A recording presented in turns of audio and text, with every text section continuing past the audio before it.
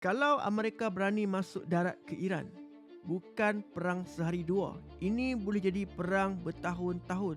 Kalau kita tengok sejarah, Amerika memang kuat. Serangan dia bukan biasa. Darat, laut, udara, jalan sekali. Mereka memang terkenal dengan serangan gempur mereka.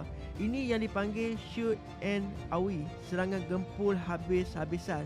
Macam dalam Call of Duty, semua datang serentak, laju, brutal. Tapi Iran bukan negara biasa. Negara dia penuh gunung ganang, kawasan kasar.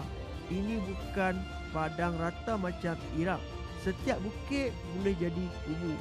Dalam Vietnam War, dalam War in Afghanistan, Amerika pun pernah hadapi benda yang sama. Masuk senang, nak keluar tu susah. Tentera Iran pula dah lama dilatih untuk perang jangka panjang. Biasa dengan keadaan